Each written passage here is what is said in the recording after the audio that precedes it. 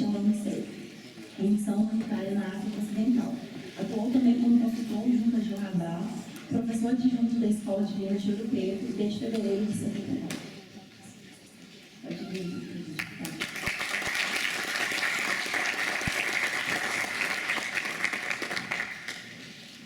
Muito obrigado pela referência, né? Agradeço a oportunidade de estar aqui com vocês, sempre é bom. Parabenizar o nosso palestrante anterior, especialista, focado, né, no desenvolvimento, etc. Não é o meu caso, eu sou mais usuário, vamos dizer assim. Né? Tenho aí alguns trabalhos, quando trabalhava mais direto com geofísica, no início dos anos 80, né, quando eu fiquei nos primeiros congressos da ABAS, Associação Brasileira de Água Subterrânea, voltada para a prospecção de água subterrânea em Castro, o que foi bastante útil e aprendi e passei a valorizar muito a geofísica. Na minha geração, antes disso, eu me lembro que a geofísica foi muito desapontada por conta de uma barragem lá de Tucuruí, no Pará. Isso atrapalhou bastante. Eu me lembro que o grupo de geofísica do Rio de Janeiro, nós estamos da mesma universidade, eu acabei me formando no UFRJ. Eu estudei aqui em Ouro Preto, quando era jovem, e depois acabei me formando lá no Rio. E o grupo do Lotus, eu me lembro, tinha equipamentos, etc., e foi fazer o trabalho lá em Tucuruí. E a região amazônica, isso foi nos anos 70, 72, por aí, 73, 72, e o manto decomposto tinha problemas de termitas, termitas, né, de formiga, né, de canalídeos, etc. Isso gerou um problema muito sério. E ficou um pouco desacreditado naquela época e tal. Mas depois, dentro dessa visão, lógico, as coisas vão evoluindo, né? Eu estava pensando aqui comigo, né? Esse contexto de segurança de barragem. Eu tive a oportunidade de aceitar a consultoria para a Georradar, e eu me lembro que em 2010 a gente já propunha isso, já propunha todo o monitoramento para marcar as especificidades das barragens, etc. Mas às vezes as coisas acontecem, às vezes não acontecem. Né? Também você vê também o problema dos pipelines, né? Nosso país é grande, tem um produto interno bruto próximo do Canadá, pouco menos, lógico, mas tem toda uma rede, né, de pipelines aí, até de mineroduto, né? Então, quer dizer, todas essas instabilidades do terreno, etc. Era uma proposição. Então, às vezes, é como digo, né? No caso do que eu vou mostrar aqui, eu preciso de ser mais rápido. É mostrar o que foi feito, o que pode ser feito, quais os resultados que nós poderíamos ter em termos da nossa contribuição técnica e o que poderá ser feito, né? Aí está em aberto. Vamos tentar, então, ir para frente. Eu acho que eu posso sair do microfone, creio, né?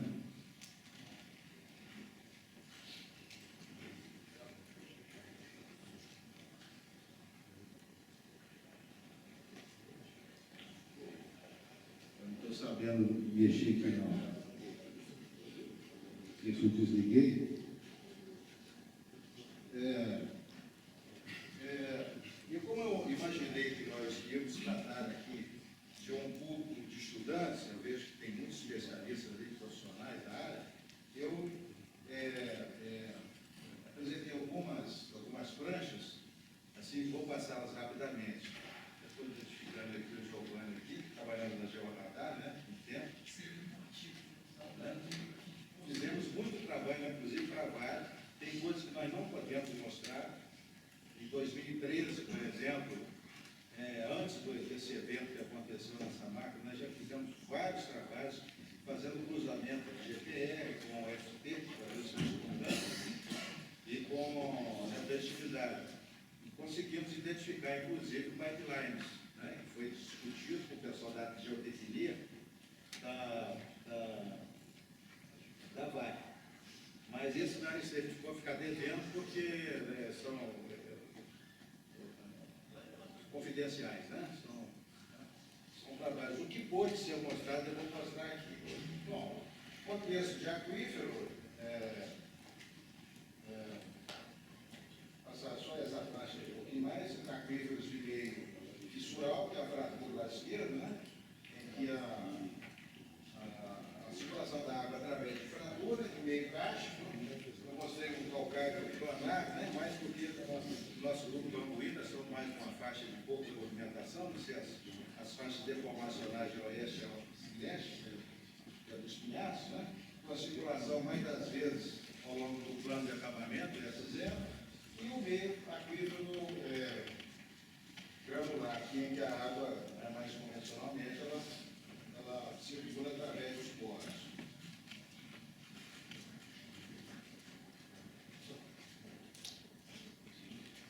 Para a direita, vai para frente, né?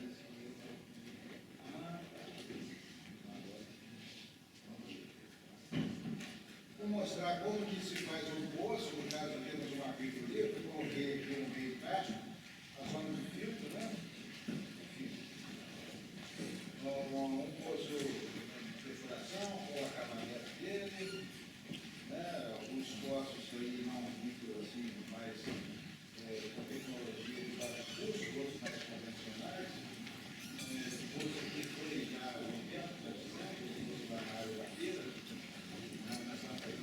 de abaixamento de minério de terra, de altíssimo teor, que era lá tudo lá para Belo Vale, né? Não estou lembrando agora o nome uns 16, 20 anos atrás. Irrigação, enfim, as aplicabilidades. Eu creio que a Maria Cera deve ter mostrado ontem, vou passar rápido também, aqui alguns arranjos, né? Que consumem energia, caminhamento elétrico na área vertical. Tem o caminhamento elétrico, são dois aí que eu vou mostrar, a gente utilizou isso na época. E trabalhando com a geofísica, tendo em vista trabalho de prospecção e encaixe numa região que ainda está muito incipiente em termos de ocupação humana, em termos de criação de riqueza, que era a região da Jaíba. Hoje nós temos lá uma situação muito diferente, tem vaidade até de ter contribuído muito diretamente, eu, mas alguns outros colegas também, alguns parecidos, outros ainda na ativa, outros aposentados, em que eles são em termos de torno de uns 900 irrigantes, com uma produção de fruticultura muito grande, aí deve gerar aí um torno aí de termos, no mínimo uns 20 bilhões de dólares aí por ano de riqueza. Né? Então foi nesse contexto que nós fizemos trabalho de prospecção hidrogeológica, buscando desenvolvimento, né? Desenvolvimento do banco geral e econômico. Aqui estão mostrando, como vocês estão dando para ver, tem uma uvala, que é um conjunto de dolinas, né? Desenvolvimento de dolinas, assim, entre uma e outra, vai juntando, dá uma forma de dolina, de dolinamento, né? Em que nós fizemos a forma de interpretação, né? E em que já existiam alguns poços, e nós fizemos outras vocações, buscando ver qual em termos de resultado, em termos de cartas de resistividade, valor de resistividade, qual aquela locação que estava mais adequada à prospecção hidrológica em função dos resultados. No caso aqui, onde aqui essa zona que é uma zona de baixa resistividade, aqui está dando para ver que aqui é uma de baixa resistividade, aqui é uma zona mais anisotrópica, em que dentro da estrutura de dolina, em que a gente fez uma locação aqui, experimental, dando aqui os processos de identificação de padrão, né, de critério de locação de poço, em que aqui está mostrando, em uma região que você tem o calcário não preenchido, porque é uma uvala que se interpreende que é um processo de classificação mais longevo, mais desenvolvido, e que houve preenchimento de argilas. Então, essas argilas aqui, na parte aqui, mais norte aqui, resultou em poço um pouco produtivo, concordo se fosse colocado aqui numa zona de baixa resistividade, associada à fratura terra, foi um poço mais produtivo. Daí, esse poço aqui é um poço existente, estava muito da borda do fraturamento, em zona de alta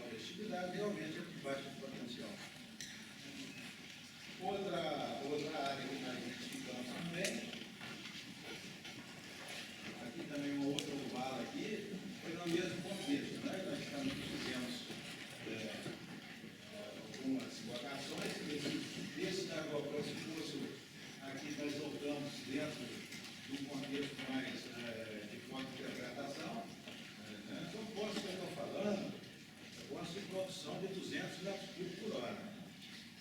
Não é coisa de 100 metros cúbicos, de 50 ou de 20, não. Né? 200 metros cúbicos por hora, que dá para irrigar uma área de 70 hectares. Pivô central, né?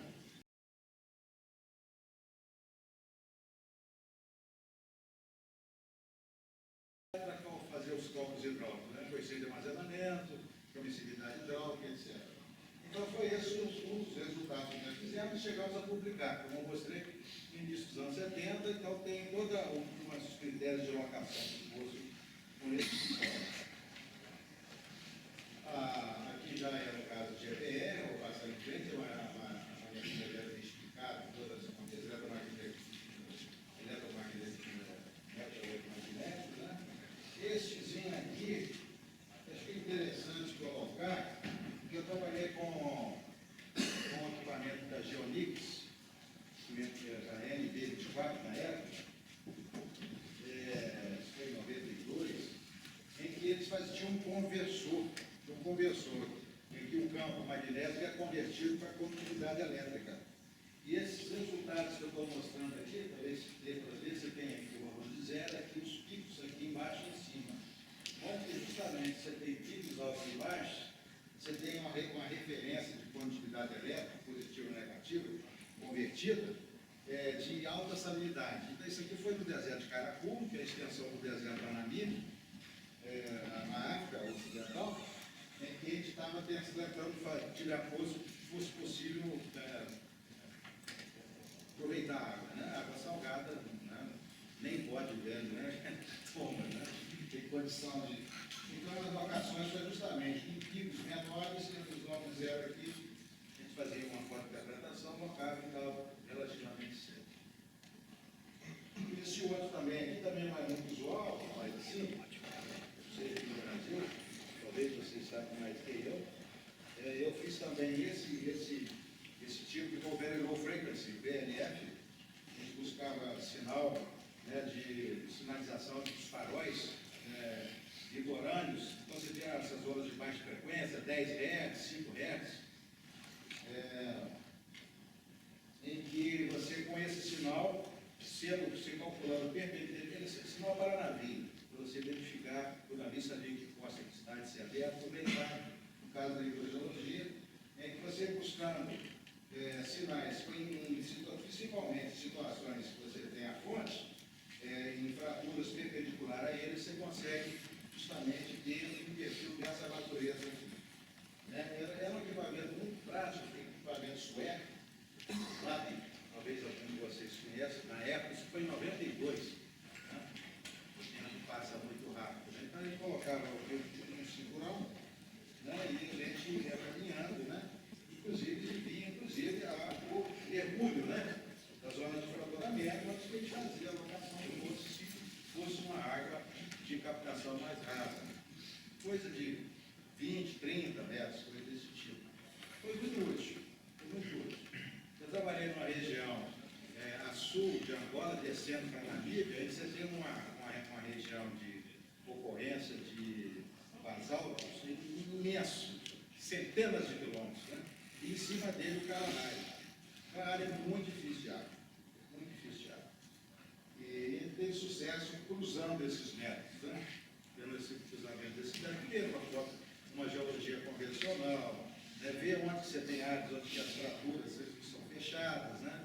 São mais fechadas, você tem introdução de neossomas nas fraturas, então você tem as fraturas fechadas completamente, né? E com a fotointerpretação, buscando áreas em que você tinha uma anisotropia, uma área de afloramento, onde você teria contato geológico, de algumas intrusões que tinha, intrusões graníticas do basalto, né?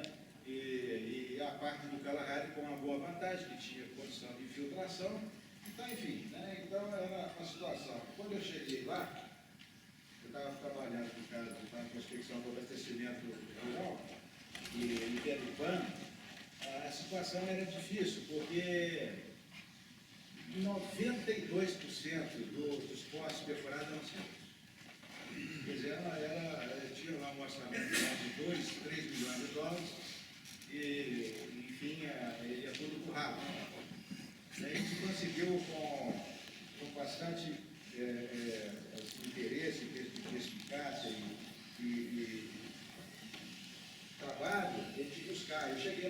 equipamentos de geofísica estavam todos comprados, mas estavam todos fechados nas caixas. Eu fui, sabe, desempacotando, né, isso, trabalhando esses métodos todos.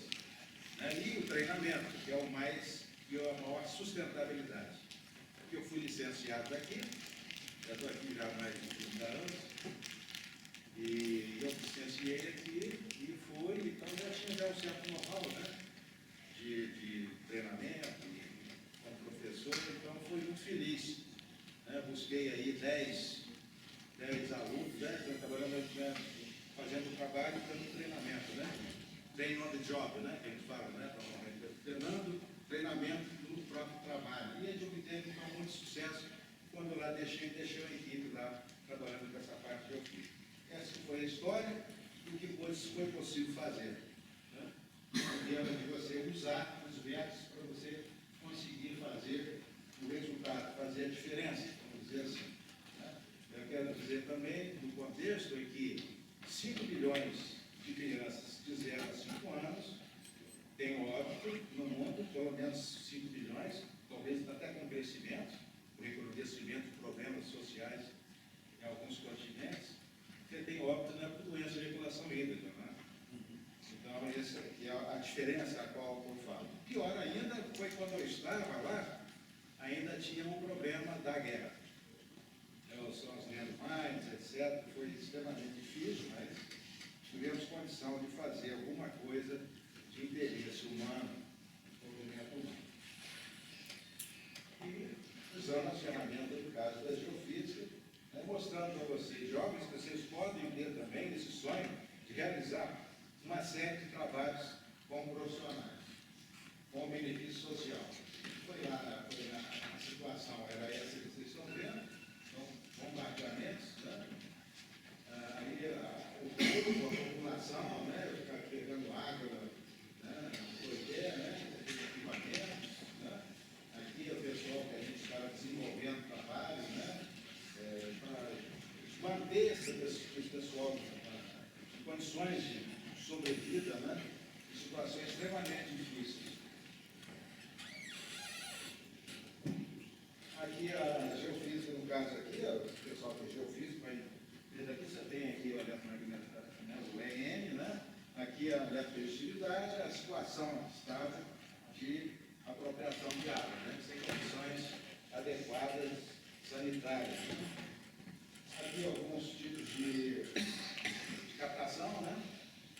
Aqui com fotovoltaico, a gente conseguia, muito dia, mais das vezes ele usava essa bomba. Uma bomba que custava em torno de $1.500, uma bomba de aço de primeira qualidade, aço sueco, feita na Holanda. É uma bomba de pistão, bomba manual, tem um aro grande para permitir, né, um vai e vem de pistão maior, dava aí em torno de 1.500, 2.000 litros de água por hora. Bom, agora mostrar um pouco do que foi possível também fazer. Isso eu creio que nós não devemos nada aí ao mundo, né? Quando fizemos um projeto de cerca de 70 milhões de reais com os passivos ambientais da Petrobras, que começou basicamente no ano de 2005, terminou por volta de 2010, 12, por aí. É um projeto grande para o nosso país, é um dos maiores projetos de meio ambiente. A gente utilizou vários trabalhos, aí algumas centenas de sites, alguns até na Argentina, que a Petrobras comprou na época. Então, mas eu foco.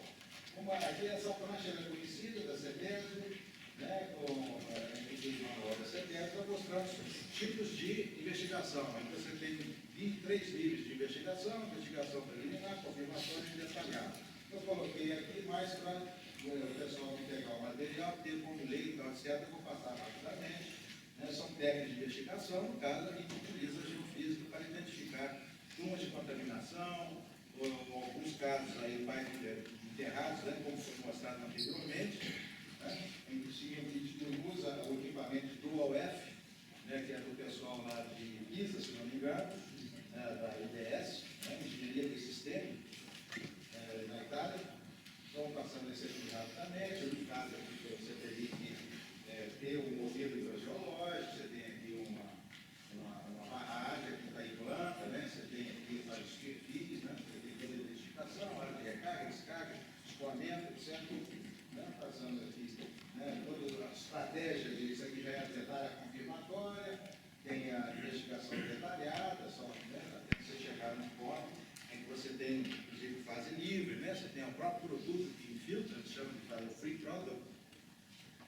você tem todas as condições de fazer esse mapeamento, teria que ser um mapeamento em planta e perfil, né, tridimensional, né, e que prepararia para tirar, no caso, de áreas da zona vadosa, seria a extração e levar para coprocessamento, e na área, e na casa da zona saturada, que seria a fase dissolvida, aí uma série de processos de mediação, então você teria que fazer esse mapeamento também tridimensional da pluma, né, com as condições de permeabilidade, porosidade, etc., para você ter então, a água neta que você poderia retirar e o processamento, né, mais das vezes ex situ, né, que no caso nós mais usamos aqui no Brasil.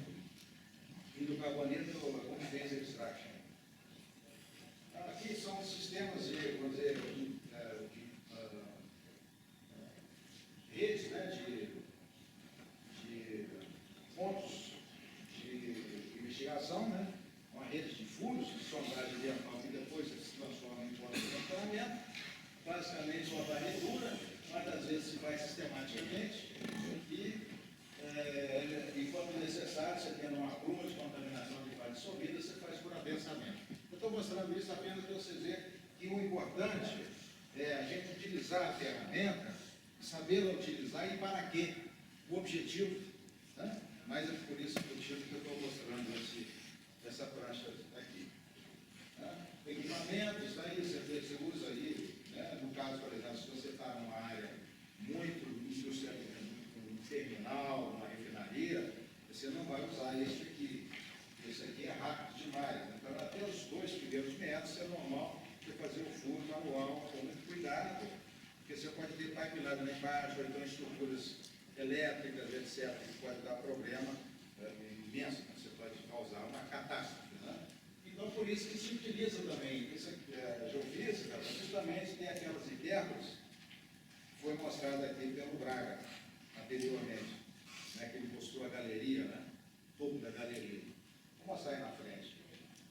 E esse equipamento aqui, equipamento de perfuração, não se usa fluido de perfuração, né? Na área ambiental, não se usa. A amostragem, mais das vezes, você pode fazer com liner, né? Com um sistema de perfuração hollow. Aqui é para mostrar como que a gente tem o cuidado de fazer descrição do material, fazer uma correlação com a geofísica. Né?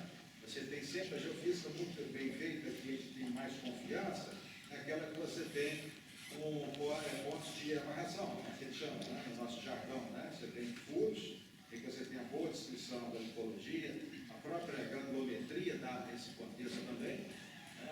Lógico, a lipologia, e com isso você tem condição de dar uma boa interpretação e estabelecer seu modelo geológico.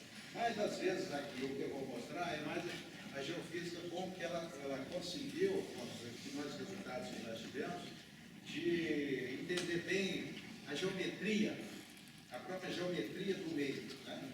O próprio contexto geológico, e depois adaptar para um modelo hidrogeológico, conforme previsto naquelas pranchas anteriores que vocês acertaram, modelo hidrogeológico conceitual.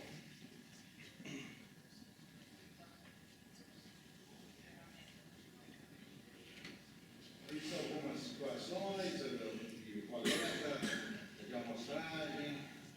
Essa aqui é o manual, esse aqui foi lá em Trabalho, isso, em Vitória, complexo portuário. Então, é manual, né? Aí esse é o rolo, extermal, que é o mais o projeto mais sofisticado, que hoje se faz por aí, até 40 metros, coisa desse tipo. Na parte central aqui, na parte interna aqui, esse online que é acoplado, você coletar a amostra para testes físicos, etc., ou para geoquímica, inclusive, né? E ela faz a perfuração sem fluido, né? Ela se usa fluido. Okay. O contexto da granulometria, né? Aqui são já os equipamentos já de GPR, né? Então, a distribuição. Né? Esse foi numa área do recôncavo, problema de salinização, injeção de poço, recuperação secundária de petróleo, os poços antigos, água do mar, injeção, para você aumentar, você empurrar o óleo, né, ela mais densa, e aí o poço antigo faz salinizou o aquífero e originou problema com os usuários locais, né, fazendeiros, etc. Então foi mais entender onde que estava essa fonte de contaminação. Aí nós estamos fazendo uma varredura imensa. Nós perfuramos 1.000 metros, 1.000 metros distribuídos, nós estávamos ali no domínio da Duque do Barreiro, no domínio da formação São Sebastião, intercalação de areias e argilas, etc. Né? E com isso nós conseguimos, vamos dizer, através do método EM e o método de eletrocondutívidade casados, e mais a perfuração de poços, nós conseguimos entender a problemática. E também, lógico, fizemos datação também. Fizemos datação com grid e fizemos o que deu para verificar que realmente as águas eram de 30 anos, né? O água já fazia as águas na água do mar, né? De fazer essa injeção. E também com o Deutério 218, eu não vou mostrar, eu mostrei aqui porque não está no contexto, mas com resultados bem interessantes, porque eu peguei água de 70 milhões de anos, né?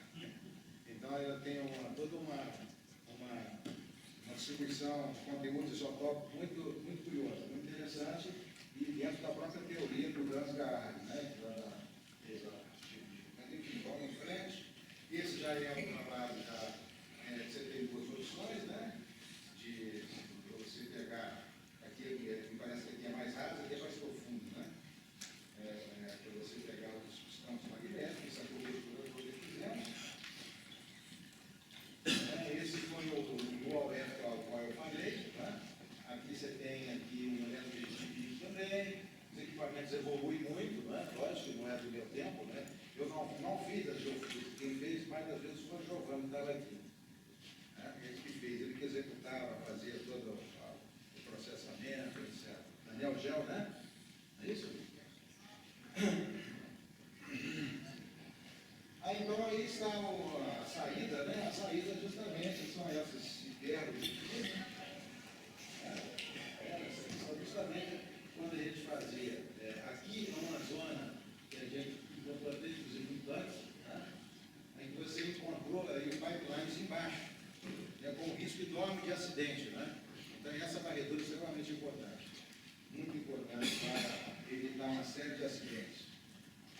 Foi feito com esse propósito. Aqui está melhor visto, né? Mas todas essas aqui são todas estruturas de táxi. E está aqui 1,70 m mais ou menos, menos de 2 metros de profundidade. Aqui em geral acontece, né? Porque você faz uma terraplanagem, né? Então você tem aquela cobertura de terraplanagem, aterro em geral, áreas industriais elas são tenebronizadas, elas são feitas a terraplanagem, né? Aqui essa é a área na qual a gente estava trabalhando, né, para fazer esse trabalho. Então, aqui, esse aqui já é o mapeamento da pluma, para mostrar como é que isso funciona, como é que a gente identifica. Né? Então, você tem aqui as ecopotenciais, com carga hidráulica mais alta, com a carga hidráulica mais baixa, então você tem um fluxo perpendicular às ecopotenciais. Ambiente de aquífero costeiro, você tem toda uma dinâmica próxima, né? Você tem aqui esse terminal aqui, você tem mais lá de cá, uma ponta, esse foi o nosso país, pode dizer de onde que é, a questão da confidencialidade, etc, que nos limita bastante, né? Inclusive até a própria nossa publicação das coisas, né? Então, dentro desse domínio, como que funciona, você tem circulação de água aqui, você tem água do mar, geralmente faz uma curva aqui com a contaminação do mar, contaminação de água doce, aqui a faixa de zona de água doce, e aqui o problema, vamos dizer assim, né, nessa situação aqui da gente identificar a contaminação com hidrocarboneto. Aqui, identificação da piezometria também, você vê esses fluxos. Né? Esse aqui é o perfil clássico, né, de mapa de circulação. Aqui você tem uma outra situação que a gente já viu aqui, no caso, esse perfil aqui embaixo dele, tem aqui os aquecimentos, né? Fazer direitinho os marcamentos, né? Numa área, aqui você tem uma faixa de largura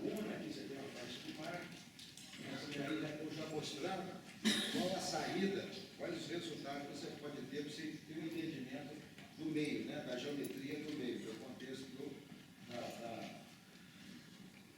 você está trabalhando aí embaixo. É a mesma área, né? Você tem aqui um ar, né? Aqui é a geometria.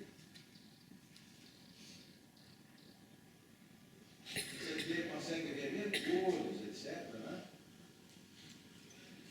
Situação que você tenha, muitas vezes você tem, no caso de alguns terminais que foram aproveitados, você tem passivo ambiental de depósito de lixo. É o caso aqui. É o caso aqui. Então você tem aqui esse mapeamento que foi feito pelo documento, você vai ter um mapeamento para identificação. Aqui no caso foi confuso, aqui foi investigação direta, esse aqui.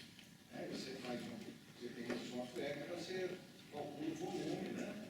E para fazer a remediação, a retirada e o processamento. Nesse caso aqui, ó, deu para identificar muito bem, né, os depósitos de resíduos urbanos. Aqui. Aqui você tem pode de amarração. Né? E aqui na hora correspondente da criatividade. Né? Você tem esse mapeamento. Ele dá para ver muito bem. Inclusive, o colega anterior estou mostrando alguns perfis desse tipo também. O bedrock, né? Bedrock positivo, né? Então, aqui você vê que tem uma pouca comparação. Esse aqui é uma saída de um metro e a outra saída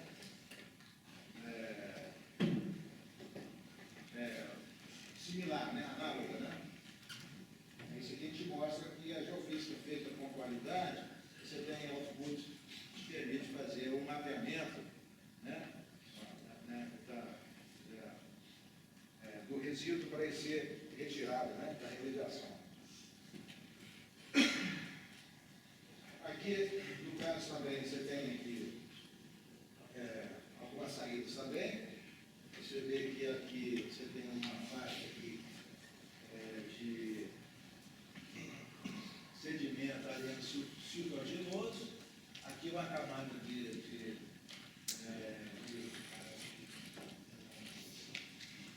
uma lente mais argilosa, a zona de aterro e aqui o bedrock. Né? No caso, granito gneiss. E aqui nós temos também, já está na zona aqui dessa faixa aqui, nós já teríamos 10 metros de profundidade e a zona saturada aí já em azul, que é de baixa reatividade elétrica. Então você teria os perfis relativos a uma e a outra cobertura aqui, de alta reatividade, esse termo que todos podem mostrar. Esse aqui é mais bem representativo. Você tem aqui uma zona aqui argilosa, e é justamente essa aqui. Está mapeando, então tem um mapeamento muito bem, muito de boa resolução, né? Boa resolução.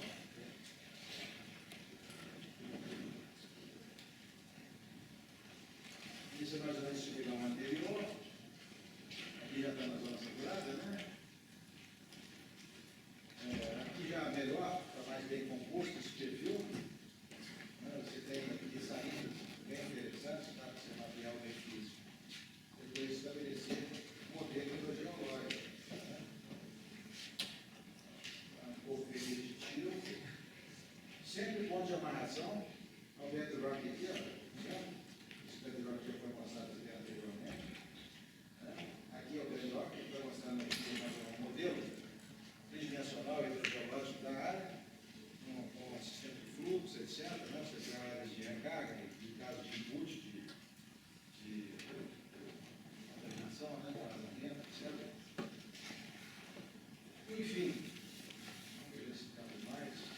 Bom, esse é o perfil do Isaac, né? Sanders. Você tem tipo de, basicamente, vamos dizer, tirando os de acordo sanitário, você tem aqui os minévolos mais leves do que a água, que no caso, mais das vezes nós tratamos. Algumas 2 ou 3 sites tinham problema de népolo, e esse tipo aqui, que é muito mais perigoso, né? Porque ele é mais denso que a água, e quando você faz um poço, geralmente o filtro que você põe é sempre nessa área. Você pode estar pegando esse poder altamente cancerígeno. E no caso de você fazer um curso aqui com o Dineco, você vai colocar filtro aqui em cima. Mas se vocês terem uma ideia, como que você pode mapear, né?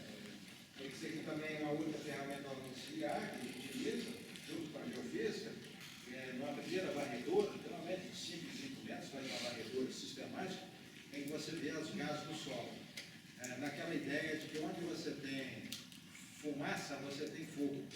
Aí você tem lá embaixo a infiltração, então você tem, são voláteis, né? São compostos orgânicos voláteis e evaporam. Então tem a fase de vapor, a fase dissolvida, a fase livre e a fase dissolvida, vapor, livre e dissolvida. Né? Então, nessa zona você tem a regulação de gás, aí você põe um spike aqui, você tem aqui uma baianinha aqui que tem um vácuo, ele suga o vapor que está aqui, né? Esse aqui é fechado, quando ele se penetra, ele descarrota, então ele fica uma face de contato com o solo, né? Mas às vezes na zona não saturada, na zona vadosa. Né? Então você mede com a ionização do gás. A ionização é diretamente proporcional à concentração, então você tem a concentração em ppm. Né? Então você pode ver onde você tem concentrações nessa malha sistemática de 5 metros dividida, de vários postos, aí, dezenas, centenas de postos. O batom foi 500, nós fizemos, 500 pontos. Né? Aí você vê, você faz uma interpolação, vê quantos pontos você tem em uma zona de maior concentração. Aí você vai fazer as perfurações e você tentar fazer, né, a amarração e aí o mapeamento da pluma de contaminação. Né? Isso na zona vaposa. E se acontece a lixiviação, com a chuva e carregamento, chegando até o nível freático, você também vai ser da zona de capilaridade, e aí você pode continuar, se não for fase livre, você pode continuar a perfuração, alargar um poço e fazer poço de contaminamento. Então você consegue ver, fazer um mapeamento da pluma em termos de fase de vapor, fase absorvida, na zona vaposa, mas às vezes a fase livre, que é o próprio produto, se não está totalmente biodegradado, e a fase dissolvida. Né? Então, é nesse contexto que eu estou mostrando que, no caso, você tem esse tipo de pluma, né? Você tem infiltração, né? E você tem as plumas aqui, mas às vezes se a fonte, se você está perto da fonte, você tem um ambiente bastante redutor, geralmente um rio de pH muito ácido, então pode ter problemas de desviação ambientais, etc., além, né, da alta concentração de hidrocarboneto e também da evaluação de gás de metano. Já essa fase final aqui, essa parte final, passei demais. Essa parte mais aqui é a fase de transição, já está já no ambiente já de biodegradação. Isso vai aí o quê? Acima de 80 metros, ali, 100, 200, 300, 400 metros da fonte de contaminação. Isso é um modelo de DELID, não é DELID, Minnesota, porque isso foi numa área em São Paulo, uma área terminal em São Paulo, no estado de São Paulo, que fez uma analogia, vamos dizer assim. Né? DELID, Minnesota, foi onde aconteceu um evento nos anos 80, e todas as universidades americanas estudaram chamamos blocos típicos, né? Esse local, né? Com muita perfuração, e chegaram ao modelo de biogeoquímica, que nesse caso, a gente, mais ou menos, né? Você tem aqui a zona de fase livre, a zona norte, aqui, você tem aqui a situação que eu havia comentado. Um pouco de ser subido, a zona redutora, pH ácido, né? pH baixo, né? E então, aqui no caso nosso específico, aqui nós conseguimos ver que essa bacia aqui de fluente, ela estava já antiga, 20, 30 anos, fraturada, então você tinha a percolação e a fuga, né, desse material base livre, logo aqui a fluxo usante.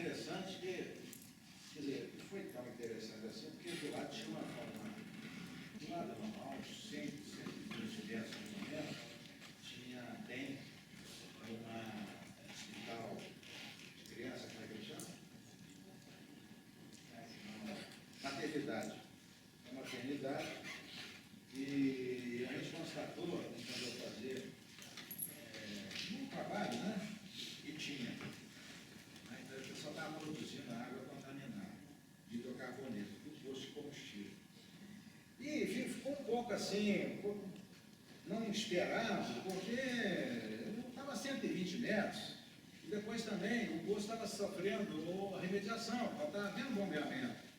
Então você tinha também um ponto de rebaixamento ali, né?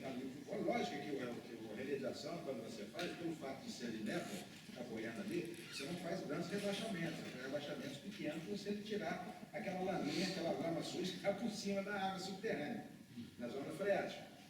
Mas acontece que houve inversão, vou mostrar que houve inversão de fluxo, porque você tirando a água da maternidade, puxou a pluma, então a pluma ia para um lado, ia para o outro, e a remediação não ia para frente. Né? Então a gente teve que tomar, esse diagnóstico foi interessante nesse contexto. Né? Como trabalhamos. Né? As linhas de geofísica que nós fizemos modelo de terreno também, etc., para determinar bedrock cristalino. Aqui determinamos, o poço está aqui, essa zona aqui, essa faixa aqui. Né? Aqui são as ruas, né? A rede, né? Aqui no jardim, etc.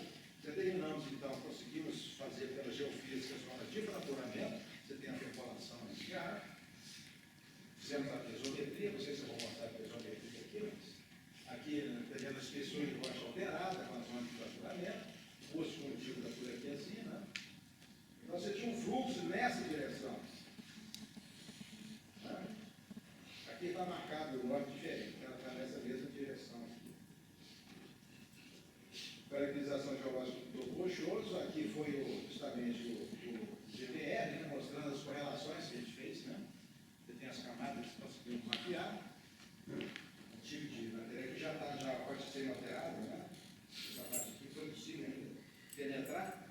Né? Aqui mostrando muito bem mapeado a zona de fraturamento, né?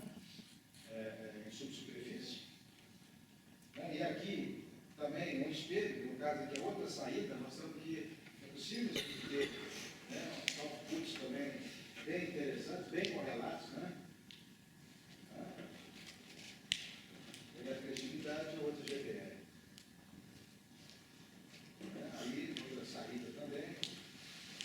Você vê que aqui é o bedrock, né? Você tem algo dentro de rocha santa, né? Eles trocam, né? Um pouco de relação. Esse é o modelo que eu falei que ia mostrar. Você tem aqui em planta aqui um posto de combustível, você tem aqui um ponto de rebaixamento. Só que aqui um posto que estava na maternidade aqui, ó, posto aqui, né? Você tem aqui um ponto de rebaixamento que estava puxando a pluma do lado dele. Aqui, lógico que o produto, o free produto estava sendo tirado aqui, mas a fase dissolvida estava indo. A fase dissolvida estava indo. O curso foi fechado, naturalmente. Né? Não, não tem diferente para o curso. Foi interditado, né? Aqui já é aquela área que eu falei de Recôncavo. Nós conseguimos descobrir esse poço pela geofísica. Pela geofísica e pela datação de água. Nós conseguimos identificar esse poço. Ele foi fechado também. Né? E nós conseguimos também pela geofísica, e lógico, perfuração também, e pela hidrodinâmica, nós conseguimos colocar um poço de 180 metros que veio atender toda aquela região. Né? Em função, vamos ver se está explicar alguma coisa nesse sentido também. Mas a geofísica foi uma ferramenta muito boa também. E aqui no caso, estou falando que aqui é a formação de barreiras, aqui é a formação de Sebastião, com intercalações de sedimentos argilosos. Aqui o poço, aqui foi o poço que eu falei de injeção. Em vermelho, justamente o cone invertido, que estava sendo injetado na água do mar, para você fazer a recuperação secundária de petróleo, é o campo bem maduro, né? Lá, Caçarambo. E então, aqui, então, a nossa interpretação foi que essa água, então, ela infiltrou e veio aqui, as nascentes que tinham aqui, ela dava 20 mil microsiemens, ou micromols. 20 mil, 30 mil, 15 mil. Né? Então, o gado não devia, não tem condição. Nem bode velho, nem aqueles bode velho, bem enfadados, não tinha condição de beber também não. E aqui, o mais curioso aqui, no caso dessa interpretação, o indicativo, é que o nível, a carga hidráulica nessa zona aluvial está da carga hidráulica para o sistema de baixo. Nós temos aqui, vários filtros aqui, para ver convecção, para ver qual é o resultante final.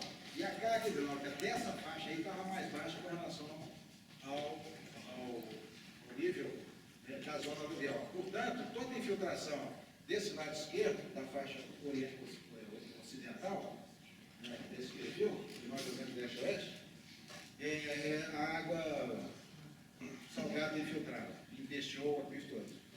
Então, nós não colocamos poço aí para atender, nós colocamos umas 5 km de distância para atender uma barragem que ficou completamente salinizada. Concordo que aqui, ó, nessa faixa aqui, só que nós colocamos um poço mais a norte, em que a carga hidráulica aqui, dessa zona aquífera mais aqui inferior, ela realmente era maior, mais alta, os poços dela jorrantes. Portanto, o fluxo da vertical ascendente ao longo do filtramento, supressão, etc. Né? Então, a água que infiltrava na aluvião não descia, porque o fluxo era de baixo para cima, não o aquífero de baixo não sofreu. Né? Então, foi essa também uma percepção que nós tivemos e que deu a solução. Foi perfurado o poço e foi atendido. Então, basicamente, foi isso. Agora, aqui acho que tem alguma saída, justamente essa faixa aqui é o aquífero superior e aqui o inferior. O inferior foi muito pouco afetado, mas justamente nessa zona aqui, aquela zona que eu falei que era ocidental, em que a carga hidráulica da zona aluvial, que corre aqui, que é uma zona que tem uma barragem dessalinizada, que não corre, foi, né, em relação ao aquífero, então entrou completamente salinizando toda essa faixa ocidental. E a faixa, essa faixa de cá, realmente muito pouca, né? Praticamente o background da área. O poço que nós colocamos, acho que foi esse aqui, se não me engano. Foi esse aqui. Esse mapa é um mapa de condutividade elétrica, os vermelhos têm maior condutividade elétrica, salinização, e que bate com a geofísica. Né? Com a geofísica nós fizemos com a eletromagnetometria e com a resistividade elétrica.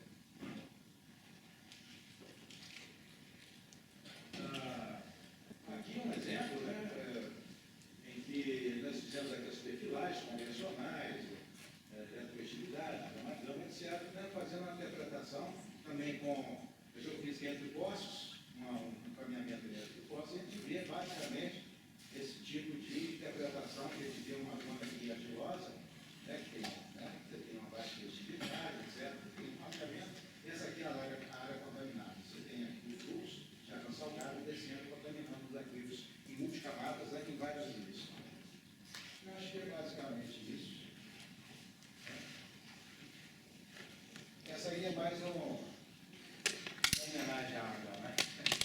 É um templo à água. Eu achei muito interessante que há 3.000 anos atrás alguém pudesse fazer um templo, né? Você tem uma forma triangular, né? Aqui as plantações de azeitonas, etc., na área antiga, na área de ocupação humana da época do período do bronze, né? E você desce aqui, só tem 12 degraus, um para cada vez, e você chega lá embaixo e tem água. Então você chega embaixo e vê a água, e capta a água, você olha para cima e você vê um triângulo e o céu azul. Quer dizer, você pega aqui e agradece aos céus. Então eu achei muito interessante. Mas é isso aí, muito obrigado.